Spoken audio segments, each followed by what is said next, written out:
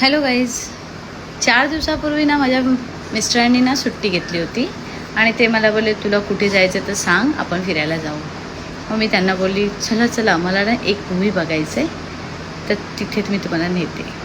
आणि मग आम्ही निघालो आमच्या वाटेला. ये तो मूवी होता जारण. तर मला त्या मूवीचा ना थोडासा रिव्ह्यू द्यायचा होता ना, म्हणून मी हे सगळं जरा ब्लॉग बनवला आहे. ठीक होता तसा मूवी, पण मला काही गोष्टी सांगायच्या त्या पण मी सांगते. तर बघा.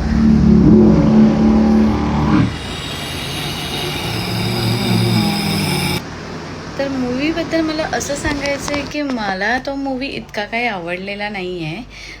मला लिटरली त्या मूवीमध्ये झोप यायला लागली. मी रीलमध्ये पाहिलं होतं की गंगुटी तू खूप छान काम केलं आहे, राधाताई तू पण खूप छान काम केलं आहे.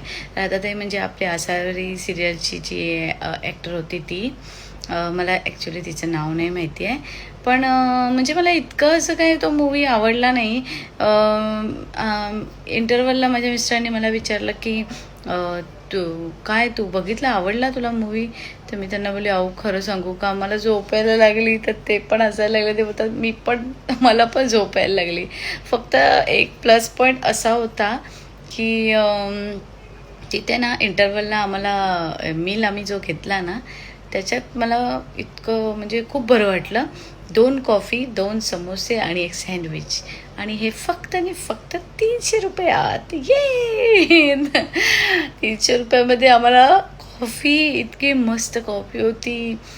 समोसा ठीक होता, सँडविच पण ठीक होतं, पण कॉफी मिळणं म्हणजे दुसऱ्या कोणत्या मॉलला गेलं की कॉफी साधी 250 रुपयाची असते यार.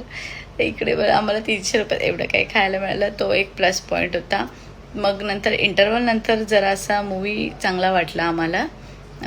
आणि बाकी काय त्याच्यापेक्षा त्याहून जास्त मला एप्रिल मे 99 आणि सई तामणकर आणि प्रसाद ओकचा कोणता मूवी तो आठवत नाही आहे मला, पण तो पण मूवी खूप मस्त होता. सई तामणकर तर त्याच्यात एवढी सुंदर दिसत होती ना, बापरे. मला या जारण मूवीमध्ये असं सांगायचं होतं की त्या राधाताईला जे अजिबातच मेकअप केला नव्हता की काय माहिती नाही. एक तर तोंडावरती असा एवढा कॅमेरा तिच्या होता, आणि त्यात हे असं नुसतं एवढं काळं. म्हणजे हिंदी मूवी अगदी भूताच्या जरी असेल ना तरी त्यांना इतका सुंदर मेकअप करतात, पण मराठी ॲक्टरला का मेकअप करत नाही ना, मला तेच समजत नाही आहे. असं नाही करायला पाहिजे. मराठी लोक पण आता खूप मस्त मेकअप करून एकदम मोठे